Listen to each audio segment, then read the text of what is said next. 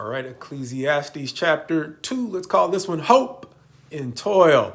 Understanding that those two things don't necessarily seem to go hand in hand, but in this chapter, I think they do, even if they present us with yet another paradox. Once again, that word we have used to talk about the way in which an apparent contradiction might actually be consistent if we don't judge the passage too quickly. However, this chapter gets to the paradox in roughly 3 sections by, once again, using the first 11 verses to take a slightly different approach on Solomon's discussion of the apparent vanity or futility in life, where he is going to, as one of my instructors helped us see, look at life almost as if it were an amusement park, as a man with the wealth to basically turn the world into his playground. He talks about all of the different types of folly and indulgence that he indulged in, and in that he found no apparent meaning. Turning to wisdom in the next section, running from verses 12 to roughly 17, he's going to talk about the way in which he turned to try to find meaning in wisdom. And he does conclude, at least in verse 13, then I saw that there is more gain in wisdom than in folly. However, the bad news around verses 16 and 17, for of the wise as of the fool, there is no enduring remembrance, seeing that in the days to come, all will have been long forgotten. How the wise dies, just like the fool. And so he hasn't necessarily found it in wisdom, even though he has seemed to have found a better path in wisdom. So he continues on beyond wisdom to try to find work in toil, thus our title, where in verses 18 through the end of the chapter, around verse 26, he will talk about toil from the negative perspective, meaning it doesn't seem like toil is much more of a benefit in verse 22, where he says, what has man from all the toil and striving of heart with which he toils beneath the sun? For all his days are full of sorrow, and his work is a vexation.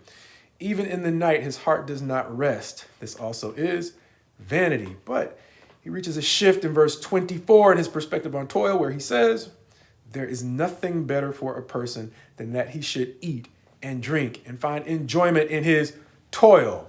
Paradox, or maybe just contradiction, as he goes on to say, this also I saw is from the hand of God.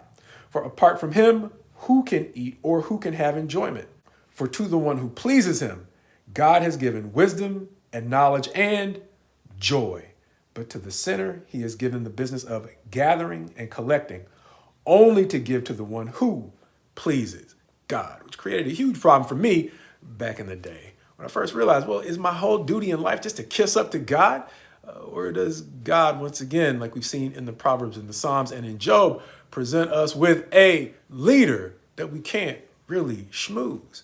And so if we can't schmooze him, but schmoozing is the only thing that seems to work, what's the point?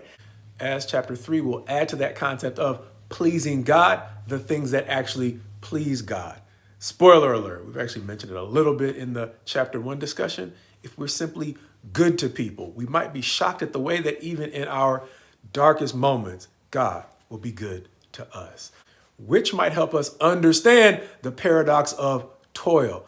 Understanding that in life, there are times when I have seen or seem to have seen people engaged in the exact same business or work, one miserable in his affairs, the other seemingly joyful, with no apparent explanation why one is miserable and the other is happy.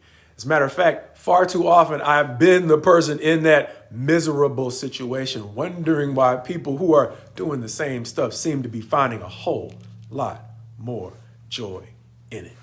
And beyond all of the self-help manuals and my own pursuit of answers as to why one might have a more positive perspective on life, or fill in the blank of all the different tools they're using to remain joyful, one of the things that Solomon picks up on is no matter what we do, we may find it to be a temporary fix apart from God. Something the Apostle Paul will go on to later describe, as we mentioned before, the peace that surpasses understanding.